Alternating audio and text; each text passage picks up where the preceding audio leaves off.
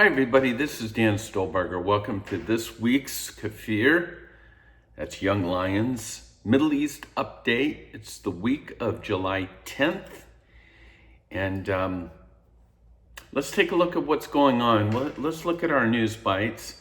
I don't know about you, but one of the things that I want to say before we even get started is that a lot of my friends, myself included, believe that getting back to the old normal's probably not something that's going to happen in the not too distant future, if ever. And more, we're finding it very difficult to discern what is truth.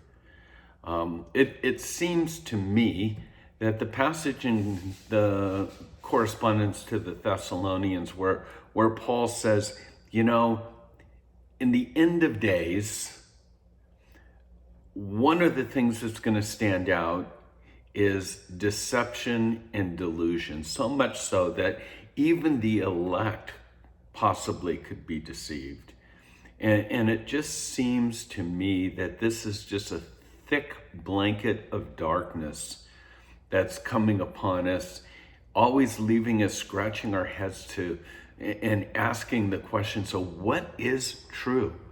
Whether it's COVID, whether it's race relationships, Black Lives Matter, riots that take place, what is going on? That's the question, and that's what we attempt to provide answers for here with KFIR. Most all of our information comes from outside of the U.S. sources, which I think can give us a different perspective. So with that in mind, some of the gleanings for this week. Middle East update again. Go to our website, holygroundexplorations.com, to access the PDF PowerPoint that accompanies this YouTube video. So let's talk about COVID.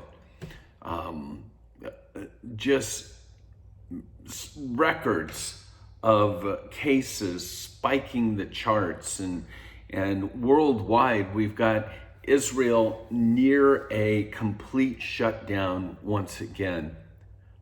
With that being said, Donald Trump last Saturday claimed that almost all the coronavirus cases in America are harmless, and that the country will likely produce a vaccine by the end of the year. We don't hear a lot about the mortality rates that are going down. It's just seems to be, to me, a political ping pong ball that just sort of gets batted back and forth. But with that being said, the virus spikes in Israel are very, very troubling. They seem to be spreading out of control, creating a real panic nationwide. And in the midst of all of this in Israel, Iran is making it no surprise of their intentions to retaliate. We're going to talk a little bit about all the different explosions that's been happening in Iran, but and of course, not just Iran, but the world is kind of looking at Israel saying, we know you're behind all this. And Israel, of course, is tight-lipped about it all. But in the midst of this COVID virus breaking out, we've got, and we'll talk about this again at the very end of this presentation, we've got multiple threats to Israel, whether it's the Hezbollah or whether it's the Arab nations, Iran in Syria, Jordan kind of rattling its sabers or whatever. But something is happening between Israel and Iran, and make no mistake, Netanyahu has been very clear that the biggest threat to Israel today is Iran, and Israel will not allow Iran to develop a nuclear weapon. Bottom line, red line, don't cross it. We will do something, and apparently they have been.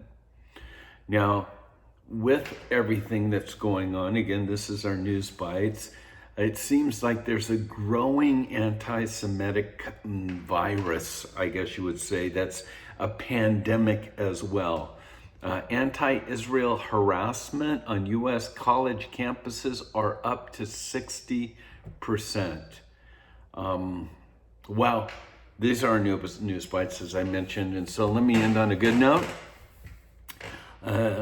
Aaron O'Toole is running for the leadership of Canada's Canadian Conservative Party, and he says that he will move Canada's embassy to Jerusalem if he defeats Trudeau in the next election. So then we'll have to wait and see about all of that. So more details.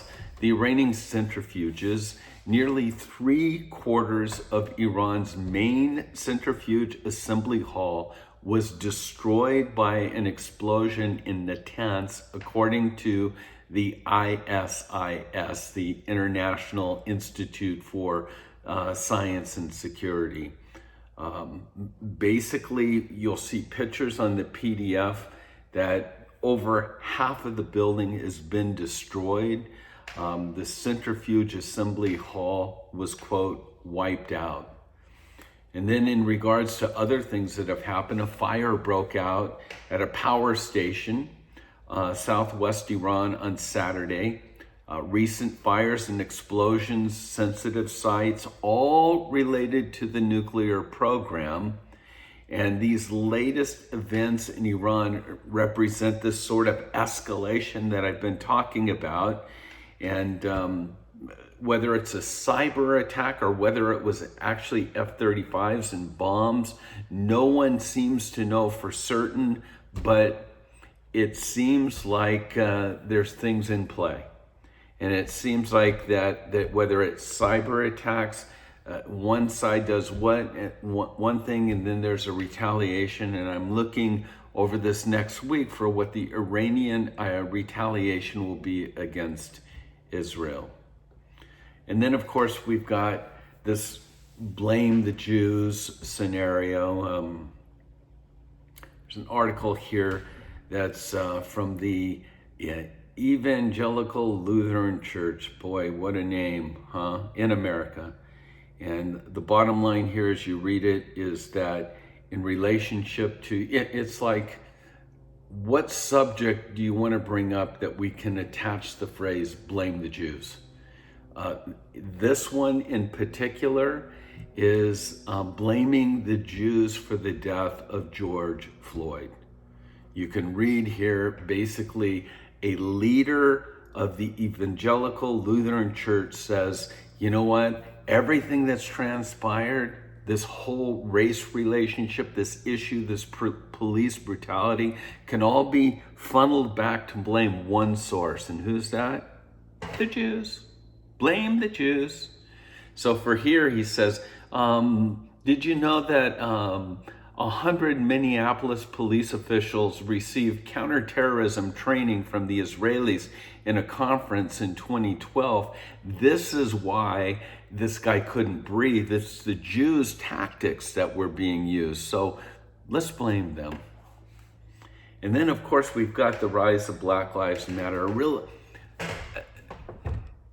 an issue that I want to be crystal clear about. I believe that all lives matter. I believe Black Lives Matter. I'm against police brutality. I think it was a tragedy what took place. I want us to become one nation under God, indivisible, with liberty and justice for all. But you need to pay attention and read behind or look behind the curtain on some of these issues. Black Lives Matter protesters are joining sides with the BDS. And, you know, there's this hatred and we're back to blaming the Jews. And so you've got this marriage between the Black Lives Matter folks and the BDS folks.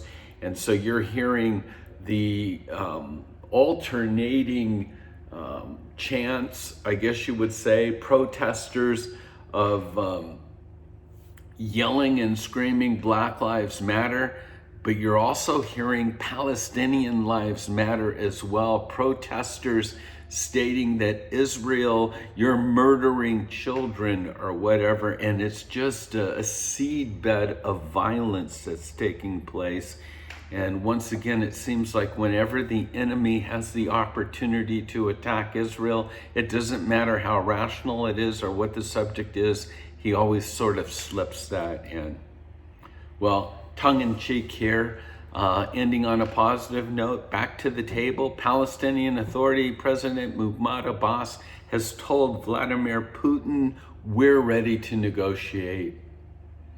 We're ready to come back to the negotiating table with Israel, etc., etc. And I remember a couple of weeks ago, Bibi's quote was, don't waste another 100 years trying to destroy Israel. So don't hold your breath in regards to all of this, but that's what's taken place this week for our Middle East update. Again, our last slide is more of a slide to remember to pray for the peace of Jerusalem despite all these threats. Let me list them again. Hezbollah.